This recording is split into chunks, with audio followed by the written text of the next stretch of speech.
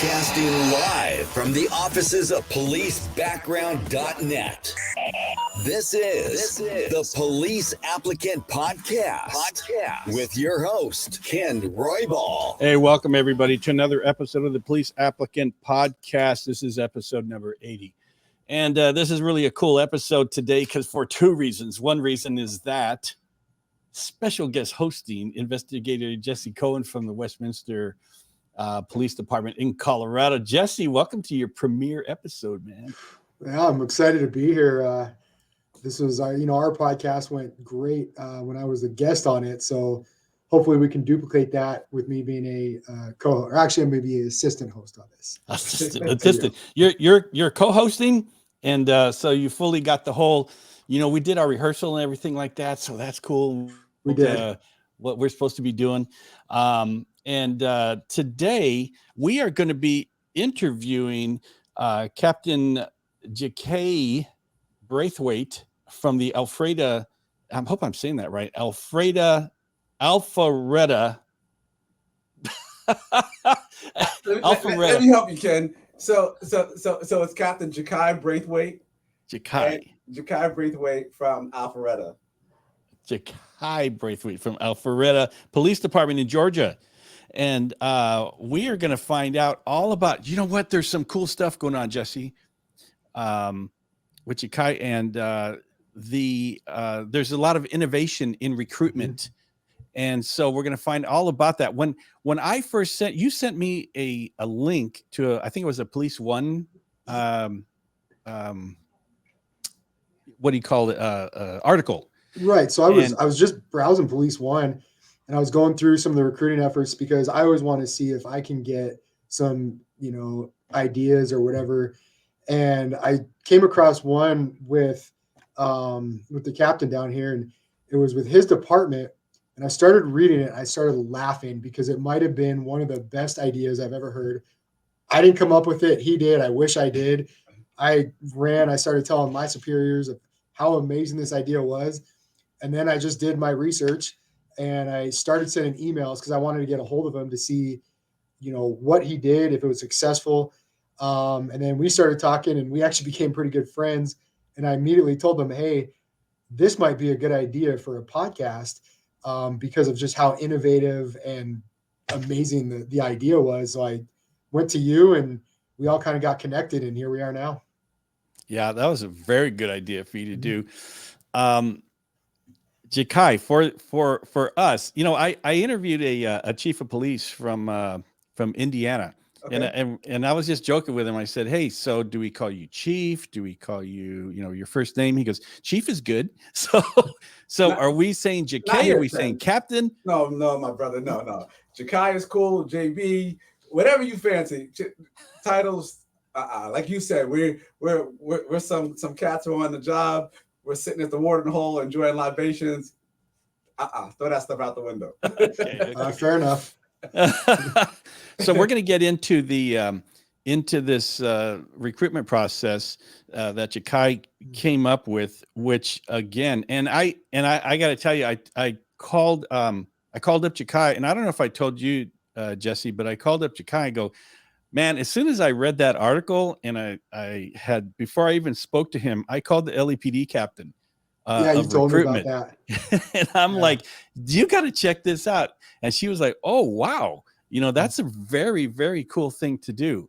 Talk about streamlining the process. That is really great. So before we get started, I want to get into Jakai's bio. We want to know about you, how you got into police work, your education, and just tell us who you are and your bio. And before I get into that again, Ken, thank you for the opportunity to have me on your show. It's an honor. I read your work. Thank you for your 35 years of service on the job. God bless you. My new boy, brother Jesse, thank you again for the connection. I appreciate all that. But yeah, some of my background. So I'm a Jersey boy. Like I think I spoke to you before, and that's actually what started all of this, right? It's my connection, my roots to New Jersey, to the Northeast, is what got a lot of this stuff going. So I was born in Jersey. Both of my parents are about service. My father's retired federal agent, also an educator as well. My mother she's a retired director of social services at a psychiatric hospital in New Jersey, a major one in New Jersey. Education was always important. Both, parents have advanced degrees, push college to us, all of these type of things. So, went off to college. I wrestled in college, and I actually transferred. I started in a college in New Jersey for a little bit. And then after, 2 or so years, our wrestling program, we lost that program. So I ended up going to WVU, to West Virginia University, which was Division I school, which was funny because I left Division III college in Jersey, wrestling doing very well, going to nationals. Then I go to a Division I college where I'm not even getting out of the wrestling room. I'm just getting banged up in the room. But that was, part of my, my whole start to this where we are today. So graduated from WVU, went back home to New Jersey, and I worked in a jail in a juvenile detention center in Morristown, New Jersey, for right about 11 months. And during that time, I was in Jersey, putting in applications, trying to work for local municipalities, all these different things. And we'll get into some of those struggles. And again, I'm talking 25 years ago, but some of those struggles that a lot of candidates had in New Jersey. And some of that, is still true today. Now, again, back then, that was a time when, you had, everybody was getting out of college or not, and they wanted to be on the job. They wanted to get in law enforcement. So it was extremely competitive. So, at the time, I wanted to serve. So I, was doing what I needed to do. So I ended up finding this agency here in Georgia, which I'll tell you a crazy story, how that happened, and came down here. So I have an undergraduate degree in political science from West Virginia. I have a master's degree in public administration from Columbus State University. That's here in Georgia. Started out as a detention officer for about 11 months, then came to Alpharetta for the first 7 years of my career. I was a patrolman as well as a FTO. My last few years, probably the last 3-4 years, I was FTO training. Then I ended up moving over to the bureau, to our detective bureau, and I worked in our street crimes unit for a few years. And then I ultimately finished up as one of our major case detectives in general investigations. And that's really what got me to where I'm at, because of the life experiences, the real world experiences of working, some of those serious cases, having exposure to all of the things, the DA and all of those different things. That's what really got my career going. And I, put myself in a position where I was, one of the who's who of investigators, in the area. And finally, probably in like 2015 was when I thought, 15, 16, I said, what, maybe I need to start getting into leadership. And that's when I decided to, start promoting up, and got promoted. I went back to patrol as a lieutenant in the patrol division for about a year.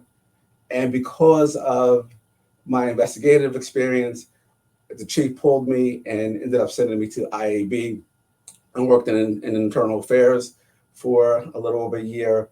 And then I was fortunate to go back to my wheelhouse, to my home. Went back to investigations as a detective lieutenant.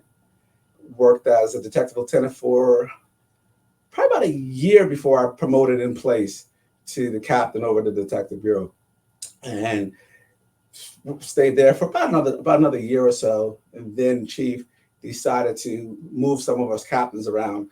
It took me completely out of my wheelhouse. I went over to special ops, which was basically our traffic, our community services, and here we are, hiring and recruiting.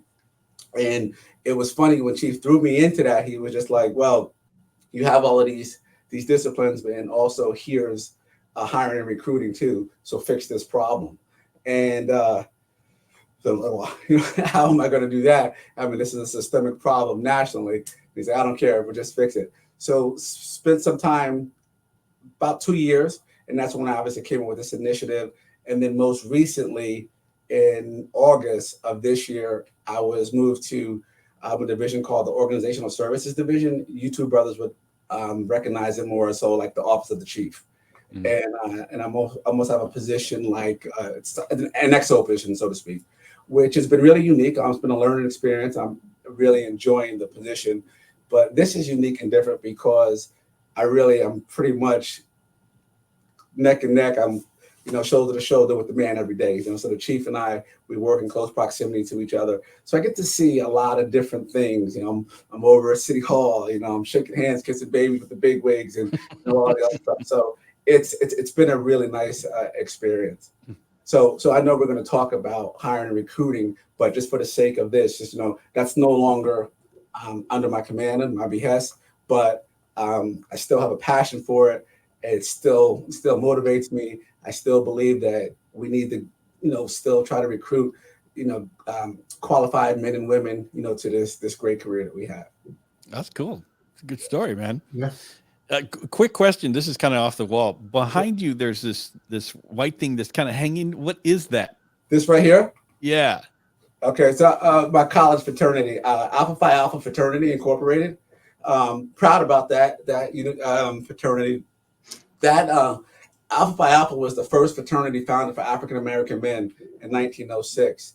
And it was founded on Cornell University. And there's a bunch of prestigious men who have been a part of that fraternity: Martin Luther King Jr., Thurgood Marshall, Andrew Young, and we can go on and on. So that's just representing my fraternity, and I'm actually still active in the fraternity as well. So that's cool. The reason I ask is because it brought back a memory when I was like 8 years old. Okay. My grandmother used to have a piece of wood that was about that shape. Okay. And she used to call it her board of education, and she used to whack our behinds. I like the name. I like that. Hey, it's funny, that trigger, right? There's a trigger. I was only 8 years old then, but I remember that specifically. Man. Right. She don't want any part of that. So yeah, you've got a good background for everything administratively, which led you to this. And not only that, we're going to get into your brilliant idea as well. But I want to know, for our part of this episode is not only to get to know about your recruitment process, but also about the city and Alpharetta. Mm-hmm. About the police department, the culture, and all that. Sure. And so what's the city like, and what's the police department culture like? So it's funny you asked that question, Ken, right? Because when I'm sitting in New Jersey before all of these candidates in this high school gym, and I'm talking to them about our outfit, right? I'm in Alpharetta. I'm being the biggest cheerleader, telling how we, the best outfit in the metropolitan area, and I'm giving all this stuff to them. I stopped and I paused and I said, yes, I'm selling this outfit to you. I think that we're the best, but I'm also selling the city to you, because this city is a vibrant, growing city. This is, when you want to talk about the places to live in Georgia, the places to live in the metropolitan area, this is it. This is it. Alpharetta, we're about 58 square miles. It's an extremely affluent area. You'll know, like, see you Ken out there, Hollywood. This is like Hollywood for you, right? Matter of fact, I joke, but they actually has the nickname like the Beverly Hills, of the South. Nice. Like I was saying, some of your celebrities, your entertainers, your athletes will live in this area. I want to say that, yes, the medium income for an individual would be like $61,000 for a family. It's going to be 130-ish. The medium income for a home, is going to be roughly $480,000 or something. So it's like, when I was talking to the recruits again, if you want to buy real estate here in Alpharetta, it's almost like it's not affordable. You really can't do that.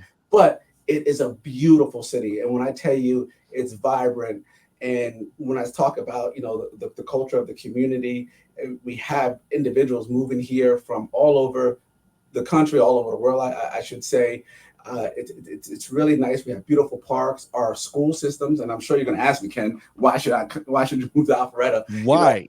Our school system, like 2%, top 2% in Georgia. I'll say it again, top 2% in Georgia. I mean, fantastic schools, parks, and it's just a beautiful place to be. We have this one area that it's called Avalon. It's this whole live, work, play community, and it's basically favors like a small city. So you have commercial businesses. Then on top of the business, you have residential housing, apartments. Then you also have standalone homes, and everything is north of $1 million.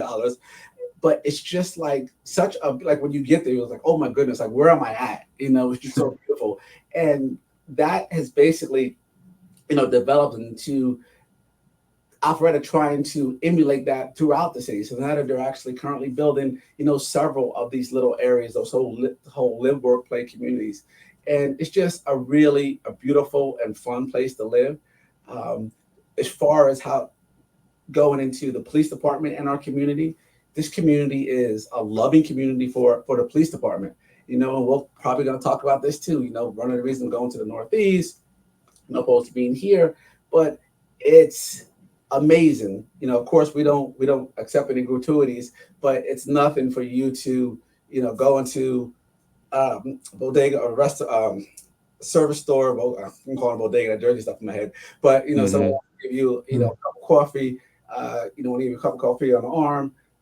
You go to a restaurant, nice restaurants here. I mean, it's almost common that as you go out there with your partner to eat, when you get up to go pay, they tell you somebody just took care of your meal for you, and you walk every day. You walk, and I'm sure Jesse sees this too, and that great place he's at. But people just constantly, it's nothing for them to pat you on the back and tell you, be safe.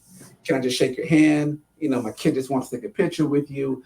It's just beautiful on how much our city supports us and loves us. And that's important to me because you brothers know better than anybody. We know what that looks like when your community doesn't have trust, right? And it just takes a second for it to lose it. And we know what it looks like when they don't. So for us to have this relationship with our city and our community, I believe that's predicated on how we do business. And again, not just because I work next to the man, but I really uplift our Chief John Robinson, Robison. I really uplift him because of how he does his business. Our mission here in Alpharetta is to enhance the quality of life for the citizens who live, work, and play in the city of Alpharetta. And everything we do is predicated on that. And it's just, just amazing on how he handles his business with us here and how he expects us to handle our business with the community. And I know, again, from being in internal affairs, me personally, I had some investigations that weren't the greatest, but we typically are extremely transparent. We give up the information. We let you know what we're dealing with. And Ken and Jesse, I'll tell you my opinion. I think that's good because when you have a community who knows that you are transparent and that you're doing the right thing, when you do actually have a screw up or something big, they're less likely to be incensed because they're like, what, hold up, relax. These brothers and sisters are going to investigate this appropriately. Yeah, we're not happy with what we saw. This is not great, but just give them a second because I know that CEO, I know the department head over there. I know he's going to make sure that the right thing's going to happen. The city manager and the mayor, the office of the mayor, I know these brothers. I know they're going to do the right thing. So just chill. So we're fortunate. So again, I do get excited when I talk about Alpharetta because it is different. Of course, like you men, you have friends and peers all over the country who you talk to. And when I go and I talk to my boys who are on a job in Jersey and all over the place, and I start telling, some of these things that happen, or they even come visit, they're like, holy, blank. What? They're doing this to you? We can't even eat in public. Yeah. People doing this and do that. And it's beautiful. So that's why I sit here and I uplift this community. And if you're going to give me this platform to talk about how great the city of Alpharetta is, I'm going to take it, my brother, because it's an honor and it's truly a pleasure to serve the citizens of this community. I got to ask. So I remember we were talking, I know you'll get into it, but I know you guys had a couple recruits from, I'm not going to name drop, but some big Northeast departments. Yeah. That lateral over to you guys. When talking to them, going from that department specifically, or some of those other ones to yours, what's their attitude? Like, how do they feel? What do they talk about? Great. As far as thank you. Thanks for asking that. And I wish I had him here because this is going to hit home for you, Ken, what I'm about to say, and it'll resonate with you as well, Jesse. So we have 2 rock stars here, 2 female officers, one on the job NYPD, one on the job LAPD, and the NYPD, we actually picked her up from that Jersey process. Yep, that was what I was talking about. So when we went up to Jersey, man, I remember seeing her when I was in I remember seeing her in the auditorium, gymnasium, and she's sitting there, and I didn't know she was on a job. And she, when she went and started running the obstacle course, I was like, oh, just the way she was running, I was like, she's running like she's on a job. I said, who's this girl? I said, she's on the job. She has to be, just the way she was running, because she wasn't killing it, but she was running like, all I got to do is just keep this joker, in vision where I can see him. And then I remember when, we have this one portion where you have to go through a window, and she had kicked her leg through the window like this. And I'm like, no, because you get hung up on it. You really got to kind of like jump through it. And she came through that window like a boss. And I'm like, oh, that's actually she's done that before. NYPD, she's done that before, and just such a boss. And the crazy thing about it is, this is wonderful. I mean, we got her. She was 5 years on the job in NYPD, speaks Spanish, has a master's degree from John Jay University, and she has a great personality. She's just such a sweet and kind person. We hired her, we tested her July 7th, 2022. We hired her, her first day here in the city of Alpharetta was September 7th. So basically 2 months, which is almost unprecedented to 2 months that we got her through the process. And I want to say probably September 8th or 9th of this year, she's in the bureau. So I give her a year and a day. She's a detective, and she's killing it. So I want to answer your question, Jesse. What do they say? What do these 2 women say about the police department? It's just that they are going to sit up here and they're going to tell you it was just one of the best moves. And then, of course, both of these women come from big cities. They're actually the 2 largest outfits in the country, right? Most popular outfits in the country. And they're just like, this was a choice for me. It was the right choice. And then the female from LAPD, same thing. I mean, she's just such a beautiful soul, always greets you with a smile on her face, just great. And actually, she's already shown interest that she's looking to move into community services. She wants to interview for that. And the reason I'm saying that is because she's just volunteering her time to work on our school systems, to be around the kids and do all these other things. So we just got 2 rock stars from these 2 huge outfits. So you want to talk about a feel-good story for us, LAPD, NYPD, what? We got them, thank you. We get the same thing. I mean, I know how it is. You get, giant cities I get contacted from every day. So it's the same thing. So I get it. Yep. And I will say LAPD, unfortunately, is a fertile recruitment ground. Yeah. I mean, if you want good coppers who just want to be able to do the job, LAPD's, right now is that time. I know the captain from there, and she's doing phenomenal things, trying to change the perception. But as of right now, I mean, if you want people to work for you, there's some good coppers there, man. Wow. See, I got to tell you one thing. When I first talked to Jakai on the phone, the very first time I talked to him, I said, I want you to recruit me, man. I want to go work for you, man, because just talking, he is the best recruiter. I mean, not, right up there with Jesse Jakai, but I'm saying that, man, you've got the personality to bring people in. Leaders the definition of good leadership, those people are people gatherers. Sure. And Jakai, you are a people gatherer. They want to work for the department because they like you. You know, thank you for the kind words, Ken. And you're the first person they see. So, Jesse, I think that Alpharetta is like Westminster 2. Westminster 2. Yes, and as in talking to Jakai and then kind of doing my research beforehand, and then even just listening right now, I would agree. I mean, I could see us kind of working well together. Where you have somebody who wants to come out to Colorado, Westminster is the place they're going to work, and I have somebody in the Southeast.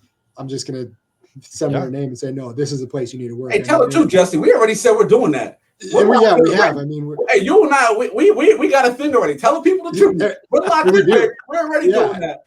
Hey, we're partners for life, man. And it's 100% true. And I mean, you look at the things that maybe some of the other departments are lacking. You look at support from the city and your leadership, which they have, which we have. You look at just the overall morale, the overall camaraderie, and the listening to him. And I actually just doing some research on like their Instagram, you can tell the difference between Alpharetta and Westminster versus, I mean, I hate to say it, NYPD, LAPD, Portland, Seattle, something like that, where, it's definitely, I mean, we do cop work, but we also have a good time doing it just like they do. So it is very similar in my eyes. Yes. Yeah. And I think that's great because a lot of agencies, they just get a bad rap because for different reasons. And that's a different conversation altogether. But when you have the command staff that are publicly saying, hey, we support the cops, the community loves the cops. And you know what? I keep my ear to the ground on police, law enforcement news. Every single day, several times a day. You can tell from my Instagram, I'm on top of it. And I never heard of your city being in the midst of turmoil. Yeah. So yes, we've had some, we've had some, nothing too big, just some officers, some gas, but we definitely made national news before we've been out there. But again, and I'm not patting myself on the back, I'm not patting my outfit on the back, but I do think it's how we handle business. And I'll tell you, from working in internal affairs, right? We're not perfect, right? I mean, you guys have been on the job long enough, that officer misconduct and officer wrongdoing is inevitable. It happens in every outfit. Every agency is going to experience that. Nothing you can do about it.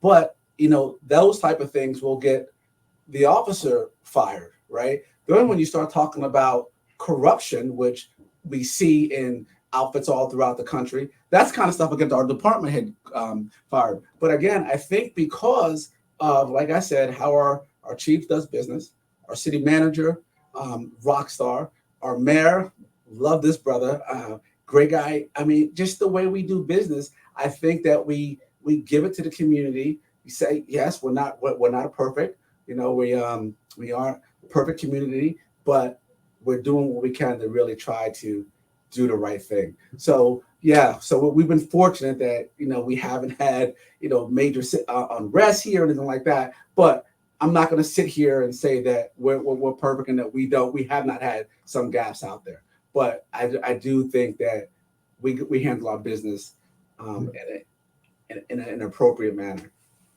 Yeah, there was an episode. It's a classic clip from the old Dragnet show. For anybody that doesn't know, 50s and 60s was on radio and then on TV, Dragnet, about LAPD, and then it morphed into Adam 12. But somebody asked Jack Webb, Joe Friday. He said, "What about corruption? Why did the cops? Why did they do this? Got arrested or whatever they did?" And he goes, "The problem is that we recruit from the human race." And it's like, it's inevitable, man. It's exactly right. And thank you for saying that, Kevin, because I mean, I think honestly, we even us, we all need to be reminded about that. Listen, we're human. We make mistakes, we do dumb stuff, we make accidents, all this thing. I mean, we're humans. That's it. We don't have an S on our chest, although we think sometimes and everyone else thinks we do. We don't have it. Yeah. There's only so much you could do. We're going to take a quick break right now. What I want to get into when we come back is the pay and benefits for Alpharetta. So we will be right back. Hey guys, this is Steve Gould, host of the Things Police See podcast. I want to let you know the Police Applicant podcast, one of my favorite podcasts, is now offering additional members-only content for only $4.99 per month. The new subscribers-only content will feature additional episodes hosted by Ken, Donovan, and Minerva, early access to podcast episodes, special members-only YouTube content, and private No, it looks really good. And other fans. The podcast episode will still be free every 2 weeks, but can you believe all this extra content for only $4.99 per month? I'm muted. You're doing the really perks good. are fantastic, and you'll also awesome. be supporting the I'm trying valuable to work just our host not provides. step on his toes. Let's face it, guys. We need people to become cops. We need these guys to guide them through it, to motivate them, to inspire them to do so. You can also support the podcast with one-time and monthly donations. The links for subscribing and donations are in the show notes in the podcast page at policebackground.net. Also, if you're interested in a podcast that concentrates on police war stories and what the men and women of law enforcement face on a day-to-day basis, please check out the Things Police See podcast on all podcast platforms or go to thingspolicesee.com. And we are back. So we're going to talk about the pay and benefits. And one thing I want to make note of is the pay and benefits across the United States change with the cost of living.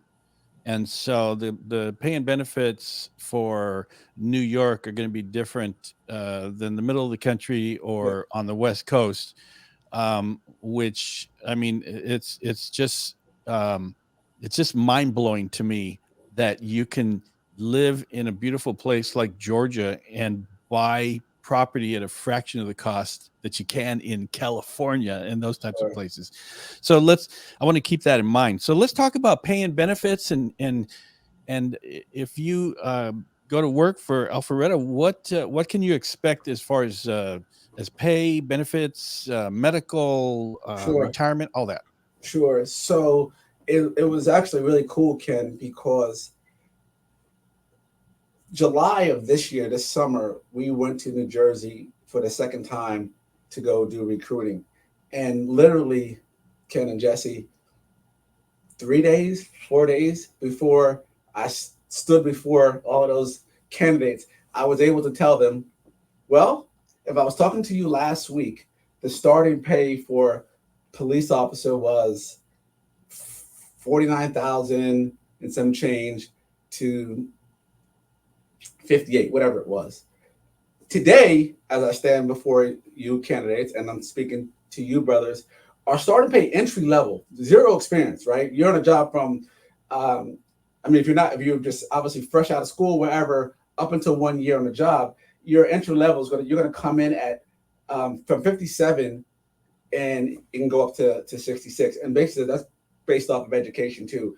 So we'll pay you, I think 57 and some change entry level, but an associate's a little bit more, bachelor's a little bit more, master's a little bit more. And then that scale goes up too for years of service up until 5, right? It caps off at 5 years so I think the top that you can make is like 66, 67, something to that effect with with a master's degree. So that is unique. And the interesting thing about that is, Ken, you just laid out how if you're in the Northeast, you're in the Pacific Northwest, the West Coast, things are different.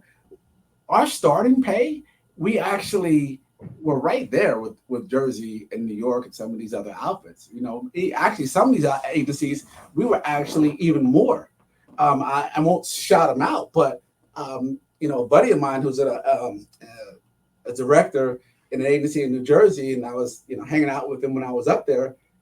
Their starting pay was like 40 something. Wow. And I'm like, huh?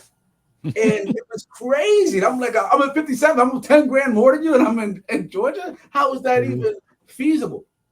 But the difference, and again, I need to be transparent because we're talking about recruiting and all these other things. I do need to be transparent. Now, Jersey, what will happen is this. Their steps are going to be much quicker. They're going to top out in 5 to 7 years. so they're gonna be up there much quicker. Whereas here in Alpharetta, you're gonna enjoy a 3 to 4%, a COLA, raise each year. So you're not gonna be in 5 years, at 100 something, $1,000, something like that. So that was a difference. But to your point, I mean, you start out handsomely. If you remember, I told you that the median income for an individual in Alpharetta, it's a affluent area, is $61,000. Mm-hmm. So, you're coming here off the street right out of college or whatever. I mean, you're right there. And granted, let's say you come right out of college and you're at, 59,000, 60, still with overtime and all stuff, you're over that 61, which I told you about. So you're there. As far as our benefit package, in times of change, you guys understand this as well. When I came in, we had, the pension and all these other things, and it was great. So now our retirement program for our new candidates is basically a 401A plan. So what the city will do is they're going to take 10% of your salary and they're going to dump that into your 401. We also have something called a 457 plan, which you can also be a part of that too. And after a year on the job, the city will start to match up into 5% for that. But then you get into, of course, we have your medical, which is your dental, your eye care, your medical. For an individual, depending on what plan you get, but you could typically expect to pay about $17 a pay period for medical. Now, again, it can go up if you have a family and different things like that. But we also have these breaks. Like we have a $1,300 break that you can have to our wellness program. So basically, if you say that, a few times a year, you'll meet with our wellness coach, and you have to do like 3 wellness checks or something a year. That could mean you go get a flu shot, you go get a COVID shot, you go run a 5K, anything like this. You can show that, on your smartwatch, you're watching, you're doing some special diet. Anything like that will count as a credit. You do 3 of those a year, and that knocks off $1,300. Then we also have a tobacco program. So if you sign this waiver that I'm not going to smoke, tobacco, there's an additional discount that you enjoy per pay period because of that.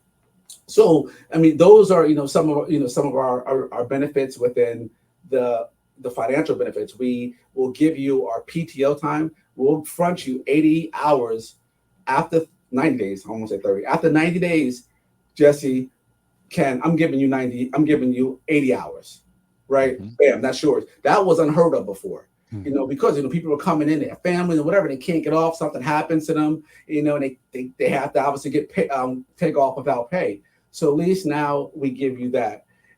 That's great, and that's yours unless you decide to try to leave on us within a year. Then they'll take that back. We have an incentive for hiring incentives, a bonus of $5,000. I'll talk to you about that too, on how I use that to play into the role in our New Jersey candidates or out-of-state candidates. So we also, offer that. We have a take-home car program, which I know, Jesse, I'm sure you do too, as well. So every Leo, once you get out of FTO, you have your own car.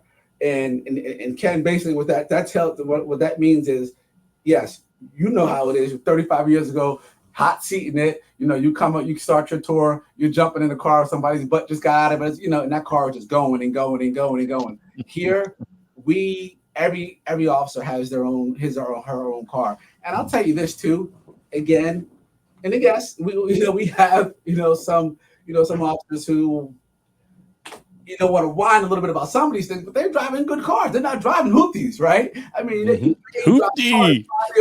I'm trying. You may drive them 5 years old. I mean, these are really good cars, and it's yours. The bottom line is you're taking that home. Basically, almost wherever you live, within 30 minutes from the city. That's your ride. And you're driving it. You take care of it. You can, when you come in start your tour, Your stuff is there. If you want to be nasty and you want to leave a donut under the seat, it's going to be the same donut that's going to be under the seat. But the point I'm making is it's yours. So it also, gives these officers, some buy-in to take care of the property too, because it's theirs. One of the things I sold to the candidates in New Jersey, I'm not sure if you guys have this out your way, but it's a courtesy officer program. So again, like I was telling you, it's really expensive to live in Alpharetta. The median monthly rent would be about $1,600. So, and that's medium, because believe me, it goes much higher than that. But it's nothing for you to go find a beautiful, and this could be like if you were living in Beverly Hills, Ken, right? You think about some of those apartment complexes there, right? That you can get there and they'll hire you as a courtesy officer. And some of these places will give you from a 10% discount to 100% discount. So imagine that now. Here you are, you come in, you're a new officer. And believe me, I've taken advantage of that for, many years here in this city. You're a new officer and your rent is unarmed. You're not paying any rent. I mean, that is a bonus. I'll tell you, our 457 program that we have, that I have, over the years, that is what really allowed me to be able to max out whatever the government contribution max allowed me to put in. I was able to do that. So I think for like the last 17 years, I had maxed out on my 457 because, of all of those years when I was, in an apartment complex, and it allowed you, and you got discounted rent. So it makes a difference. And it's a great selling point, but it definitely, makes a difference. That's cool. Hey, Jesse, I got to tell you that Jakai brought back another memory for me. Oh, no. So when I came out of the academy in 1980, so that's 43 years ago. Okay. And one of the first things I learned is say, so whose car is that? Oh, that's the suspect's hoopty. And that's like, oh man, I haven't heard hoopty in so long. I'll be honest, the last time I heard hoopty was probably on a movie or something. I haven't heard that forever. I was gonna say one thing that you brought up that I really liked was your wellness program that you have. Mm-hmm. Because in my opinion, and I know you guys would agree, that if you're a cop, I believe you need to be in shape. This is a physical job, and obviously we see a lot of cops and they're out of shape that can cause health problems. Sure. And so it's my whole thing is, how do you approach somebody, approach a police department or police officer and say, hey, this job you need to be in shape for. It's coming at them as an attack, but now you kind of give them an incentive, like, listen, if you just take care of your health, you stop chewing, you work out, you clean up your diet, you cut out drinking, you literally will get a financial bonus for it. That kind of takes away the nagging aspect of it, and you're good to go. I think that's a great idea. Brothers, thanks for bringing that up, Jesse. Yeah. Thanks for bringing that up, because I actually almost shortchanged my department. Not only do we have that, we have something called an Alpharetta program. So the same obstacle course that we have our candidates run, and you have 2 minutes and 6 seconds to get around that course. If you just complete it, the department will give you a bonus, and they give you like a day off for that. If you do it in elite status, which I think is like under a minute and 40 seconds, which is really nothing, really. Mm-hmm. They also will give you an additional point on your evaluation at the end of the year. So, I mean, it's huge, to your point. You'll have that. But then the other crazy thing, and I'm sure maybe you do this in Colorado as well, but do you realize we also can have a fitness break during your tour duty? They'll give you 45 minutes to go train. Now, we have right here across the hall, we have a weight room, a gym here that you can go use, showers and all that stuff. Yeah. But like for me, I have to go use the gym down the street where it's nice and beautiful and all that other stuff. So if I want to go to my Lifetime Fitness in the middle of my tour, I can go do it. Sounds like a firefighter gig. This is for everybody. And that doesn't mean if I decide to do that, Ken and Jesse, that I don't get to take my lunch that day. Yeah. They allow you to do that, and you still want to go break bread. So thank you for bringing that up too, Jesse, and I'm sure we'll talk about that later later on too about the wellness of us, Mm-hmm. but so important. And again, another indication on how this city of Alpharetta, they work and they try to really take care of the employees in this department.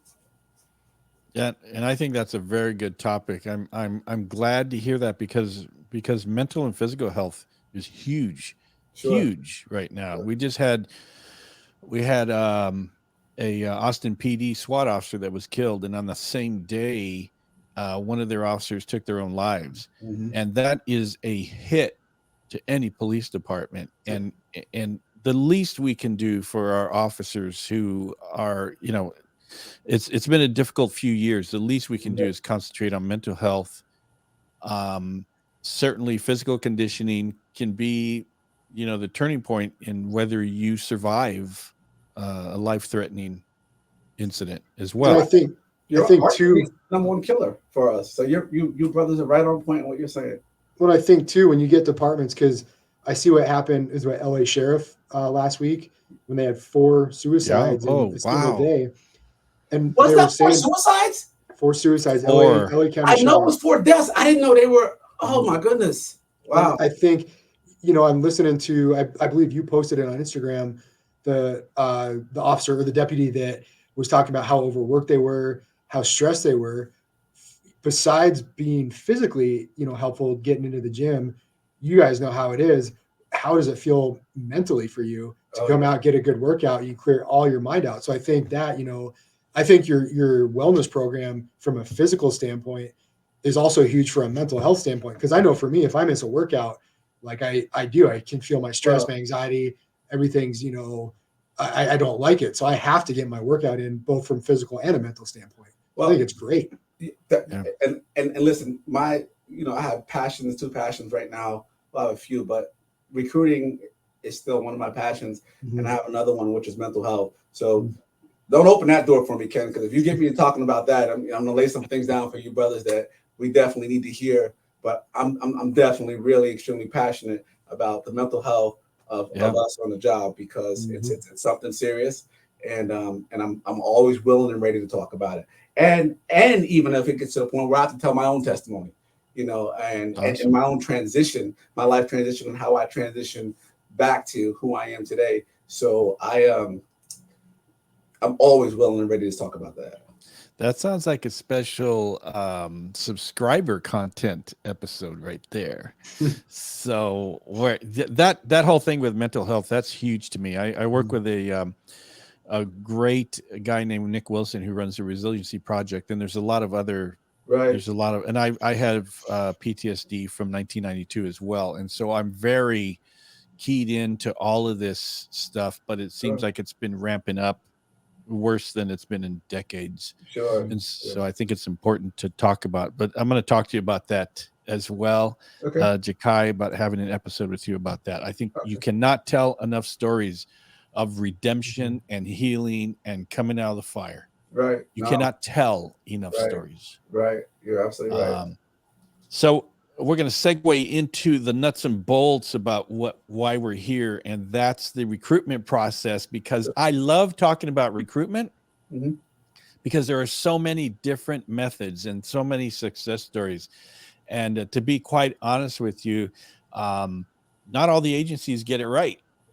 And when I talk to Westminster, and then in talking with you already, you guys are doing it right. And so I think it's important. I'm gonna push this this section to the other agencies that I know that say this is something you may want to consider. So let's get into the recruitment process for Alpharetta. Just take us through the basic steps from the time I want to apply and turn in my application to the end. So initially, you're going to go to adpscareers.com. adpscareers.com, right? And so initially you're going to fill out our pre-selection questionnaire, right? It is going to talk about Ken, did you steal this one? You know all those things. Are you even going to be eligible to even continue to go through this stuff? Then you'll fill out our application process, the full packet, and that has your background packet. Then you'll be invited to take our PAT, our physical agility test. Now, this made it actually really easy for New Jersey, because when I started, we had a PAT as well as a written. We actually did away with the written, and we just have the PAT, because you have to actually take an entry exam anyway to get mandate into the academy. So you'll take your PAT, physical agility test, then you'll sit for an oral board interview. Then after your oral board interview, you'll have your medical screen, your psychological, your polygraph, and then the last portion of that. And again, of course, all that is contingent on your background. We do a full background. A background investigator does that, and then your final step is to meet with the chief, which basically means that, I mean, you're going to be offered a job at that point. So unless you just go in the chief's office, and tell him where to go, you're getting a job right at that point if you get there. So that's our process. But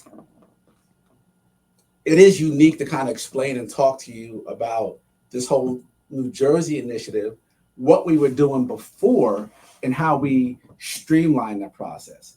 I mean, because even to include our PAT, we were doing, Jesse, what is it? It's a Cooper's, right? The Cooper. Yeah, Cooper test. Yeah. So the Cooper's test is what we were doing before, the 1.5 miles, and all these other different things. So we ended up taking that off the table and going with our PAT, which is the state administered exam, our physical agility test, which is the one you have to pass to get in the academy anyway. So we was like, well, gee, if the academy, if this is what they're doing, let's do that. Because honestly, and by God, listen, fellas, I believe every officer should be able to run 1.5 miles. Yes, I do believe that. Okay, I think every officer should be able to sprint almost, 300 meters. Yes, I do that. I think every officer should be able to do 40 push-ups and sit-ups. Yes, I do. Now, you brothers, you in LA and Colorado, you guys, you work. But in my 25 years on the job, I can tell you this: I've never had to run 1.5 miles trying to catch a suspect. But have I had to simulate running through a window, jumping a fence, going under a fence, going over some steps, dragging a dummy, and all these different things, which our PAT is, and the state one was, we were like, yes. So that's why when I brought that to the chief, I'm like, let's take this Cooper's off the table. We had, some of the jarheads and some of the other people. No, you got to be able to do this. I'm just like, no, let's be progressive here. This is what the state is doing.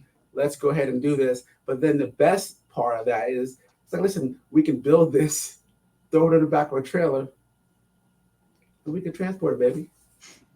I like that. I want to get into that. Yeah.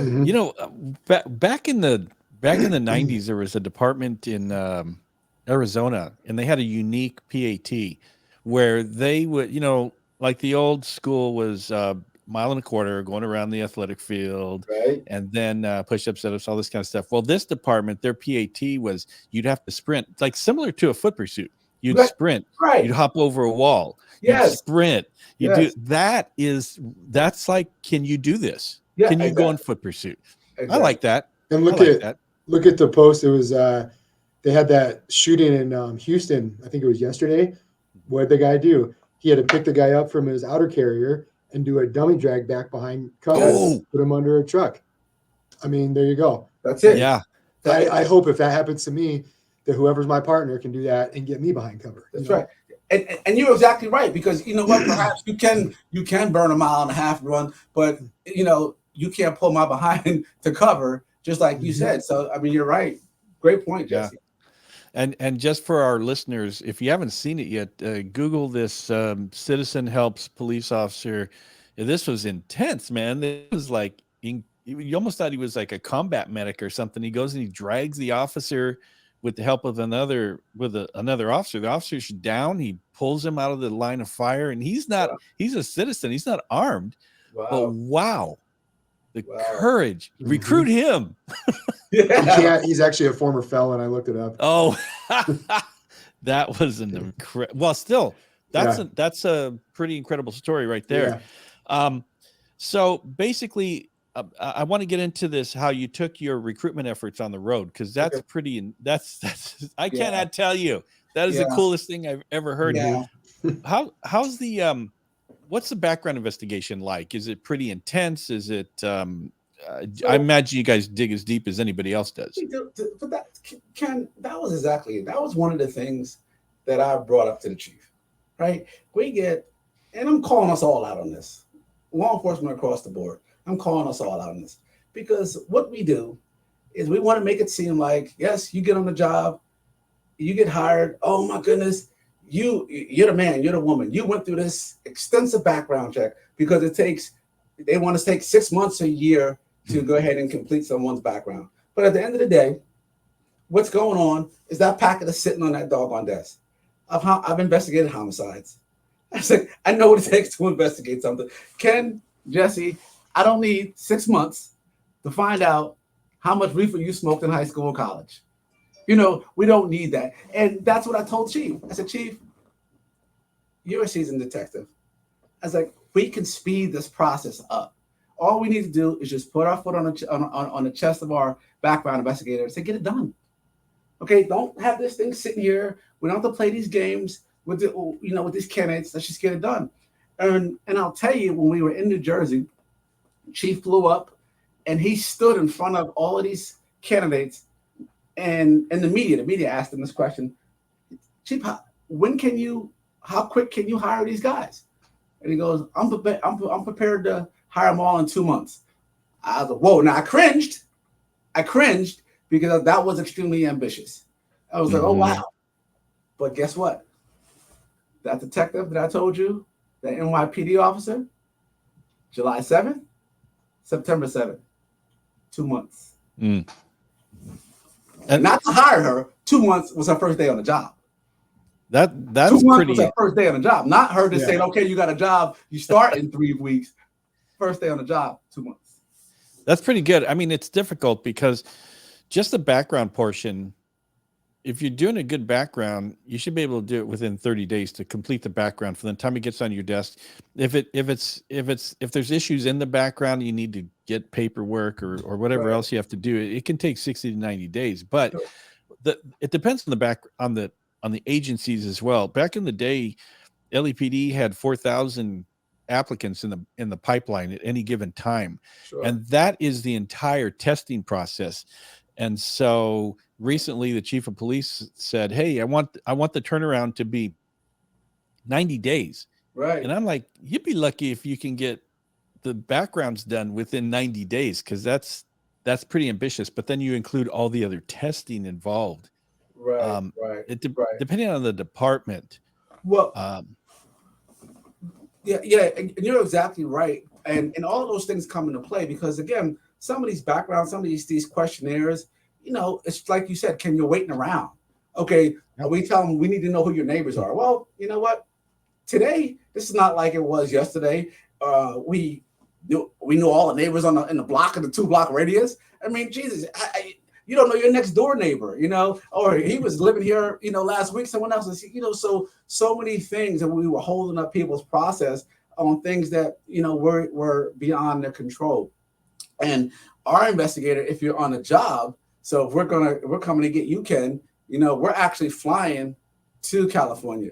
So we're going to go to LA. When we get Jesse to come over here, we're going to go fly to Colorado, and actually talk to his best, so all these things. So we'll actually do that if you're on a job. If you're not, we won't fly out there to do that. We'll do what we can, but we were able to speed it up. But also all those other things that I outlined to you that you have to do: the oral board, the medical, the polygraph, the psychological, all of that came, and that was part of my package on how I sold this to the chief, and it streamlined everything. And that's not impossible to do. That's a very easy thing to do. There's so much bloat in a lot of these recruitment processes, and just in completing the background investigations, there's so much bloat, and it just eats up time. Yeah, and so in talking about my process, you're exactly right. Now, for me, a lot of this was predicated on on relationships, right? But again, so step one, when Chief tells me, he throws hiring and recruiting to me, tells me to fix this problem, I say, this is a systemic national problem. What the heck am I supposed to do? I don't care what you do. So as I start coming up with this, so the first part was the PAT. And initially, one of my best mates in Jersey, he builds houses for a living, has a contracting business. And so he initially was like, screw it, I'll just build this obstacle course for you right here in Jersey. So that's what I wasn't even going to trail it up. He was just going to build it for me in Jersey. But then later on, we ended up saying, no, we'll use it again. So we'll build it and transport it. So that was the first part that we took off. The other part was, well, where's the location? Well, one of my good buddies he sits on council at Hasbrook Heights High School, New Jersey. And he also is a principal for that school district. And Hasbrouck, Hasbrook Heights is in Bergen County. He also is a principal. So he worked it out for us that he's like, you know what? When I started talking to him about this, he's like, geez, host it right here. And the great thing about Hasbrook Heights is that there's a bunch of state routes and interstates that dump right into that area, which make it great for citizens, residents, wherever you're coming from within New Jersey or within the tri-state, because we were going after New Jersey, New York, PA, everyone. So it made it really easy. It's literally 10 miles from the city, from New York City. So that was great. And he set it up for us. He was like, and also too, I'll set it up. We'll give it to you on the arm for free. So first of all, New York is like LAP. You're not getting anything for free. Right? You're not going to rent an entire school or have a whole school for 4 days for free. So they did that for us, on the arm, gave it to us completely free. And so we checked that. And again, that was relationships. Then we got into our medical. So we have this facility that we use. It's called Concentra Healthcare. They have several outlets in California and in Colorado. Mm-hmm. So we have one spot here in Alpharetta, Johns Creek, Alpharetta.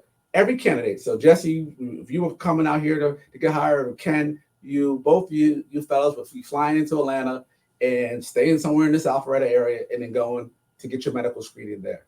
So one of my best friends is one of the vice presidents for Concentra. And I'm telling him, he's like, what are you talking about? He's like, we have so many markets all over the country. He goes, in Jersey, he goes, they're like liquor stores. They're on every corner. He goes, as we're talking right now, he's banging in there. I'm setting it up for you right now so that your candidates don't have to come to Alpharetta. They can go to any one of the ones in Jersey and New York, and they'll have the same medical screen. The billing is already set up, so it'll send you right to the city of Alpharetta, and then you're done. Check. Relationship. And then we get to our psychological. We had a doctor here that we used in one of the areas here. Everybody would have to come here, go see that doctor, the same 4 or 5 hour exam, how that was. Well, our HR director, she had worked in the Midwest for a long time, and there was this company that she was using. She's like, you know what? We can do this. This company I use, it was remote, and they basically, do it via Zoom, and it actually works out really well because, from day one, they start analyzing you, right? From the time when you call and you're like, hey, I want to set up my appointment, they're listening to how you answer the phone. When you have your first Zoom video call with them, they're analyzing what's going on in the background. Just like you peep this out, Ken, and they were telling us stories where they saw people who had swastikas in the background and all kinds of stuff. So they're evaluating you from the rip. There was a story where they said one guy was fantastic. He was great. But then the baby started crying in the background, and the guy says, hold on, gets up, cursed his wife out up and down, so things like this, they're like, they were just showing us there was so many benefits to that. But the point I'm making, remote, right? So our candidates can do this right there in New Jersey. Then I said, the Aura boards, I said, well, Lord Jesus, look what we're doing right now.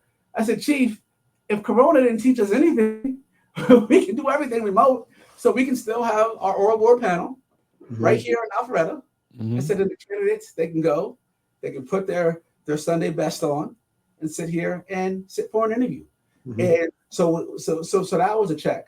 And then the last portion of it was the polygraph, which we ended up just sending our polygrapher, up to Jersey to conduct, or to New York to conduct them. So I was like, we can pull this off.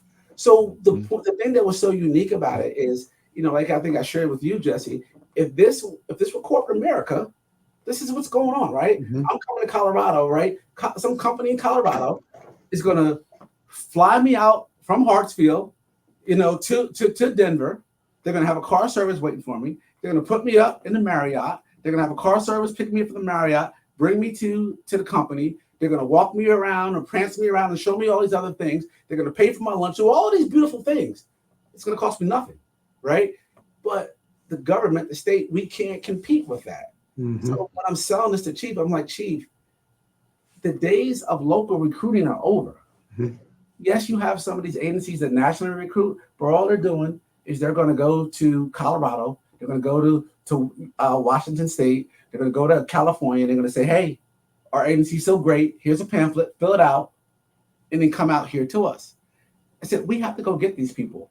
I told you before I was a wrestler. From day one, it was always instead, go after it. Go get it. You got to get it. So corporate America does it. They go get good people from all over the country. They don't say, shit, I'm just going to stay here in Denver and get the people here in Denver. They go get the best that they can get throughout the country. And understanding the dynamic that I understood in New Jersey, that there were a bunch of men and women who wanted to be on the job. I understood it was difficult to get on the job. I said, let's capitalize on that. And there were so many things that worked in our favor, to include what Ken said when he was talking about, I'm coming to Alpharetta. Jersey, if you don't get on a boat by 35, you're done. We don't have age restrictions. Mm-hmm. So Ken, my brother, I can come get you, all right? And you can come go through, you get through that PAT, you can get hired. I can still do it, man. You can still do it, baby. And that's what I'm saying. Age ain't nothing. I like the corporate analogy because, none of us work in corporate America, but you're 100% right. The corporations, they hire people to get somebody, whatever the specialty is, from all over the country. They don't care what it is. And I mean that, we've started doing that as well, but I don't understand why we wouldn't, because the applicant pool is more than just for us, the Denver metro area, or for you guys, the Atlanta area. Right. It's literally everywhere. Right. Exactly. Yeah. And I like the way you're harnessing technology, because realistically, I mean, Jesse, why didn't we think about this before Jakai did? And we would take credit for this amazing, genius way of getting people through the testing process, because with technology, there's nothing you cannot do. Even the written test, you could do that remotely, have people log into the computer, and you can monitor. There's no way to fake the test, because they would be live with you on the computer as they take the written test. There's no way to fake it. Everything. We actually did that. And I told you we don't have a written test, but this year we did Jersey 2.0. So we went, not only did we go to hire police, we went to hire 911 operators, and they have to sit for an exam. But we had our operator, they came right there, they proctored the exam orally right there, but it was electronic. And it was and they were, so Ken, you answered your question. Yeah. I mean, there's nothing, the only thing you cannot do, it would be the physical agility test, but you could do the psych, the oral, the written. What else is there? I can't even think off the top of my head. But the poly, the psych. The polys can be done in the state that they're in. Yeah, there's polygraph. If you even still want to consider doing that, I mean, some states don't even do it. So I mean, that could be. I mean, that's a different conversation. Yeah. But I just had one of our other co-hosts. He just came back from California. He spent almost 3 months there going through poly school, and that's what he's going to be doing into retirement coming up. Right. And he's a member of 2 huge U.S. polygraph associations. There's polygraph examiners all over the United States, and basically the polys are basically the same. Right. That's exactly what you do. Yeah. You can, and so why can't departments just do all this stuff remotely, and then the physical agility test take care of that. What, Ken, because what do we do in this business, right? We've talked about this. What do we do? We say, you know what?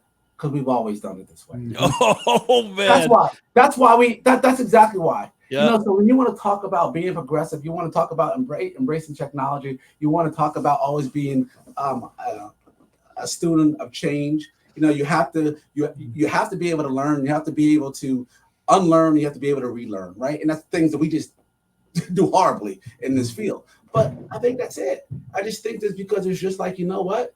We've always done it this way. So it was just like foreign to even. Believe me, I'm not a genius. Believe me, I'm not. You know, I wasn't a great student. You know, I got through it. You know what I mean? You know, so it's just like, I mean, it was just one of those things that, you know, we've always done it this way. Mm-hmm. Yeah, it reminds me of the LEPD's. I'll throw my department under the bus. The LEPD's mentality in that they wouldn't go along with posts a lot of times. They would do their own thing, and why are you doing it this way? Because we're LEPD and we've always done it this way. Yes, yeah. Who said it? Well, it goes back, like, you know, a lot of times people come in my office and this is what I'm doing. I'm on my phone scrolling, right? They say, "Are you on Instagram again?" Yes, I am. Except that what they don't realize is how do these recruits? How do you communicate with them? It's through Instagram. Yes. You know, you have to use all the mediums from texting to Instagram to social media to podcasts to whatever, just to even reach these people, because we do need a widen. And I know, Ken, we've talked about this, and Jakai, we have too. The applicant pool is not what it used to be. You know, we have a lot of people that aren't going to pass. So why are we limiting ourselves to just the local area when we could be, you know, getting a guy from wherever 3 states away who could be an all-star at Westminster or Alpharetta or whatever. So I agree. Yeah. I mean, you got to use everything you have, and as much as I hate to say it sometimes, because I have my ups and downs with social media, but it's been huge for us for recruiting. Absolutely. And this is why we're fighting right now to even beef up, you know, our social media and get a full-time, you know, officer in there all the time, because it's a must. It has to happen. Mm-hmm. Yeah, this is an exciting time, and Jakai, I think you're on the cutting edge of recruitment and hiring with this, because there's just zero reason why you cannot make your recruitment world smaller. Right. You know, you don't have to fly here and there and everywhere to go and call to colleges and set up your booth and pay thousands and thousands of dollars for the trip and for officers' salaries, when you can just, you know, harness social media. You can contract with medical and psych and polygraph and save yourselves thousands and thousands of dollars and get the same thing done. When was it in the 2020 during the whole COVID thing? Washington State troopers, Washington State Patrol, they had to figure out a way. We can't do, you know, because of all the restrictions, we can't have a bunch of people gathering to do the PAT, not the PAT. Yeah, I guess the PAT. And so what they did was they set up a video PAT where you had to on video, and it would capture your push-ups and sit-ups and all that. And they will actually do that because they had to use innovation, because you couldn't get large herds of people. Restriction, right? Yeah. Right. And so they figured out, let's do it on video, and then we'll watch the video and we'll look at their how they do this, and if they can do the actual PAT. Right. You know, that's just that part. It's not the running around and all that, but that's just if you can't pass that basic thing, that takes nothing. Right. They log in, they videotape it, and if they can't pass that, then, you know, you're out. Right. And so there are innovations that can be used, but you are correct in that this is genius what you're doing. Yeah. And Ken, I remember the email I sent you. I said, I wish this was my idea. It wasn't. You have to read this article. Unbelievable. Oh, I was on board. Yeah. You know, and I'll tell you too, listen, I mean, and we still need work, and I'll tell you, just being transparent, you know, within my own organization, you know, there was a lot of doubt. Even today, there's still people who look at it like it wasn't a success. To be transparent, some of the candidates that we've gotten through, who we hired through that process, didn't get through field training. And again, I'm just being transparent about my organization, but the thing is, we have to look at what we did. It was the fact that we needed people, so we came up with a unique way to go get these people, and it can be done.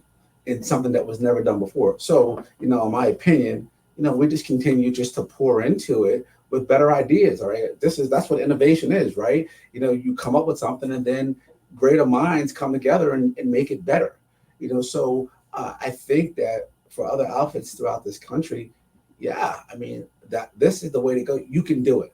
And one thing that we proved here is that it can be done. It works. And you guys had what? 10? It absolutely works. And we saved all of these candidates money. When I was 23, 24 years old, I didn't have 2 nickels to rub together. I had to fly out here to Atlanta 4 or 5 times before I got the job, and I'm already behind the 8 ball, right? That's it. What else is unique to that, right? Student loan, same thing, right? But here, if I can now go to these candidates and I'm taking all of those expenses off the table, whatever it costs you to travel to Hasbrook Heights to take the PAT, that's what it's going to cost you. But those hundreds and thousands of dollars that I had to spend or whatever to get a $23,000 job at the time, it's crazy. So we just took that completely off the table. And you guys hired 10 from that process, right? We ended up hiring 9 from that process. Okay. Awesome, man. That's great. And I've had so many candidates. Well, I've done a lot of backgrounds, but I've had candidates that have said, I'd go to their work and I'd do an employment check, and they say, well, they got written up for sick time, like that. And I'd ask the candidate what happened. And they go, they wrote me up because I had to take sick time to go take the police tests. Right. You got to take your. They're just going. I want to go apply for a police officer. Oh yeah, sure. Take your time. Just come back to work when you can. It doesn't work like that. No, it doesn't. And it's funny. You're going to ask. You want to talk about these stories, right, Ken? We actually, when we were testing, and the media actually caught this, we had individuals who, and thank you to social media as well as local media for putting our story out there. But after the first day we were there, and Spotlight News and New Jersey 12, they were covering us on the news. People were seeing people over there, and I guess there was men and women hanging out, down the shore and happy hour, drinking, getting it in, and they're seeing us on TV. They're like, wait a minute. So they were showing up the next day like, man, I'm here to take this test. We had one candidate came, he goes, hey, sir, how long will it take me to run this test? We're like, we could get you through right away. He goes, oh, because I'm on lunch, man. I got to get back in 40 minutes. Let's do it. I mean, literally took his stuff off. We had a guy show up in the Sunday best. We had to give him, shirt and some sneakers to run the course. So everything that you're saying, you're exactly right. I mean, we just brought it to you. We took so much of that stress and those restraints off of you, and here it is. Mm-hmm. Yeah. And they pulled me up. I wouldn't have had this opportunity other places. Thank you. And because of that, I think some of these candidates, they truly are really loyal and appreciative to this outfit, and their work has shown it. Yeah, this interview has been a great experience. Mm-hmm. And I think Jesse, you're gonna walk away from this going, Trust me, I already said I was telling my superiors and stuff. I'm like, wait, what did he do? And I told them, and they're like, where do you want to go? And I was like, I got some ideas, but no, it's like I said, this has been an awesome interview. And again, I can't it was very random, how we all kind of got together here, but I mean, it all kind of worked out, and Jakai, great job on that. And, it's been great. I'll tell you, Alpharetta, again, it sounds like Westminster to me. It sounds like, you guys are just crushing it in Georgia. And I'll tell anybody watching this, if you're looking to stay down there in the Southeast, watch some SEC football or whatever, I know a department you can work for. My brother. That's awesome. Jakai, do you have kind of segueing into another part here. I always like to hear maybe war stories or things like that to kind of get people to know a little bit more about the officers that we interview. And so I asked before if you have any war stories, and that's kind of a broad term, but it could be, do you have anything where something was really intense, the call, or was there a feel good story that you remember that that really made your day? Do you have anything like that? Yeah, feel good. Yeah, we not really a feel. Let me tell you, and this is, I guess, kind of trying to. I don't want to pat myself on the back, but the one thing I can tell you, and it's just I completely forgot about this. So it's funny on how you treat people and how that can come back on you. My son's pediatrician, I worked the case, and this is way before I had my son. I worked the case as a detective. Oh, sorry about that. Oh yeah, sorry about that. Worked the case for her years ago, and it was a burglary at her practice, at her dentistry. And I ended up identifying the actor and essentially calling up on him. And I remember when I went to arrest him, he was at home, he was with his kid. And I told him, I said, hey, listen, my brother, I said, this is how this is going to go down. I said, you and I are going to walk outside. You're going to kiss your kid goodbye. You're going to tell him you're going to go. You have to go with me for a little bit. We're going to talk. And then you'll handle your business. And it's like, I'm not going to put these handcuffs on you. And I said, of course, it's not really what we do. Of course, you guys know that. And I said, but, from here, if you act crazy from here to a car, I was like, what your son is going to experience is going to be on you. What he's going to witness, it's going to be on you. And we just did just that. Went to the car, handled business. And so I was sharing this, with the dentist, and I didn't even remember that story. So now we fast forward, 10 years, and it was just so crazy that my son had a cavity, had a teeth. It was something really stressful, and he was 6 years old. And I remember I was losing my mind, and his mother was kind of like, oh my gosh, we got to do all this stuff. And she did some really nice things, basically just took care of us, really helped us out with our son, got this stuff done.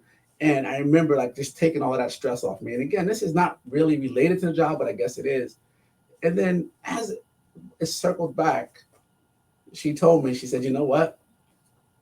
I remember when you did this and when you did that. And I remember always saying that this is a good cop, a good person, a good man. So she just felt like she wanted to, I guess, pay it forward for our family and take care of us of that. So again, I know it's not the dodging bullets type of story that you were looking for, but for me, just as crazy as I am about my son and like everyone else is about their children, it was just nice. It was just, felt good to somebody remembered that, oh, wow, you touched somebody or you did something, nice or honorably, and it came back, to bless, me when I was in this stressful situation. I love those stories, man. Those are some good stories. Yeah. There was a story in Washington State where this drug addict, she had been on her last leg, man. She had been arrested so many times. She was strung out and everything. And she got sent to jail for one last time. She got straight in jail. She got clean. She went on to get I think a bachelor's or master's degree, and she's gone back into society doing her thing. First thing she said was that she went back to the officer that arrested her. She said, thank you. You saved my life. Wow. That's and those are the good stories, the stories of redemption. Right. Where you have a chance to be a part of that. Those are pretty cool stories. So in closing, I ask this a lot of our guests. 2020 was a tough year and following. And then it's been tough to recruit people nowadays. And so the fallout from all of that was heavy for police departments. And so what I always ask our guests is, given the state of police work and the hard times that recruitment has been on, what advice would you have for our candidates? There's still, I tell people, the people that call me for consultations and the people that listen to this podcast, Right. I tell you, you're the serious ones. Sure. You're actually putting in the effort to find out about it, and you still want to be a cop. So, Jakai, what would you say to police officers who still want to stay the course? Very, very simple. I say this. You turned on TV, you saw what was going on TV, you saw that being a police officer is just not popular right now.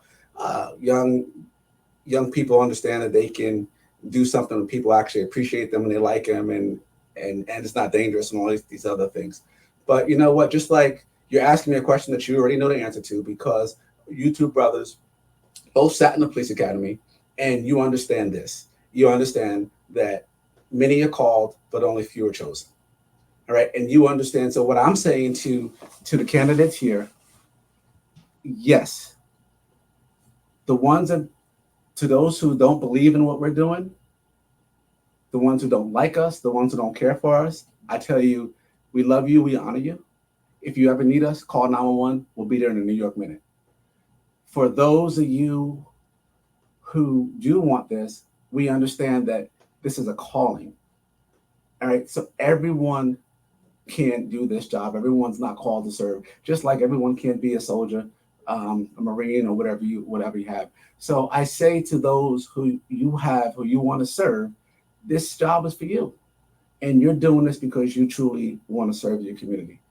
And those are the people who I'm telling you to stay the course, and we welcome you and we want you. The other part of that is this equation. And Ken, you and I are going to probably talk about this later on, hopefully. I also say to new officers, and I say to current officers and us, our old heads, everyone, make sure, take care of yourself, as we spoke about. We spoke about mental health, and I'm going to be really, really quick about it because I know I don't want to take up more of your time, but it's okay for us in this career to say that we're not okay. All right. It's all right to believe and understand that you don't have an S on your chest. And I think a lot of us, we go through certain things and we're afraid to actually take advantage of EAP and all these other things because we think that they're going to take our shield away from us. They're going to take us off the job. But it's actually the antithesis of that. Because if you actually say that I need some help or I'm not well, that's exactly what happens. We get you help. And over the past few years, I can't tell you some of the officers who have told me stories about making out with their Glock, doing these crazy things. This is serious, serious stuff. And I'm passionate about it. And I'm telling you, if you need help, say it. The average Joe or Jane will see 2 critical incidents in their life. That means when you're a sophomore on university, you might see some drunk student fall off of a roof or something and get injured. 15 years later, you're driving on the 10 going somewhere and you see some motorcycle driving like an idiot up the 10 and crash. And then you see, his dead body on the side of the road. 2 critical incidents you'll see in your lifetime. You brothers here, law enforcement, they say that we see over 700 in a 20-year career. Right. So I'm saying that to you and to everyone for a reason, because that stuff has to go somewhere. Most of us, most outfits, they don't force us to go sit down and talk to someone unless we have an OIS, an officer involved shooting. That's it. Other than that, the dead babies, the horrific injuries, all of the other 699 critical incidents that we see in our lifetime or during our course of duties, we go back to work and expect us to go home, kiss our wives, kiss our spouses, hug our children, and go about it like everyday business. But I have to tell you this, that stuff has to go somewhere. And if you don't do something with that, it's going to cause you problems in your personal life, in your professional life. So I'm serious about this. I'm passionate about it. And Ken, I hope we can talk about this more later. But look at me when I tell you it's okay to say that you're not okay. Awesome. That's a great word. Jesse, in closing, do you have any closing thoughts? Yeah, if you guys do another podcast where you guys are doing a mental health thing, even though I'm not a co-host, I'm gonna be tuning in because it's gonna be educational, entertaining, and just good to listen to. But no, this was awesome. Like I said, I'm so glad that I was able to reach out, talk to Jakai, and kind of get us all charge. Sorry, no, I was able to get us all connected because this was awesome. And I mean, I feel like with Jakai, I mean, I got a brother for life, and it's kind of funny. We talk. This is outside of Instagram, this is the first time we've ever actually had any sort of like personal communication. And yeah, we're texting and sending Instagram messages and stuff like almost every day. So I feel like I have this like longtime friend I've worked with for my whole career. So this has been awesome. And Ken, thank you. Yeah, that's about it, man. It was a good time. Yeah, Jakai, this is a great experience for me too. And what I love about you is you're very engaging. You could recruit anywhere and get coppers to come in or people to come and join. And another thing I love about you is you're an old soul, man. Because I'm old, and there's things that when people use phrases and things like that. When I was born in the 50s, and then people use phrases from the 40s, and I'm like, and then Jakai still uses those same phrases, man. I'm just an average Joe, man. You're speaking to where I live, man, because you're just an old soul, and you're really good people, and I'm really glad that we made the connection through Jesse. Yeah, me too. And guys who are listening to this, if you're thinking about you, maybe you never thought about Georgia, this is a compelling reason to go check out where there's other places where they do police work and they actually love their police officers. How refreshing is that? And so again, thank you for being here. We will continue the conversation again for that very important topic of mental health and everything. We want to hear your story. So thanks everybody. We will come back we'll be back in a couple of weeks. Thank you, Ken. Thanks, guys. Thank you.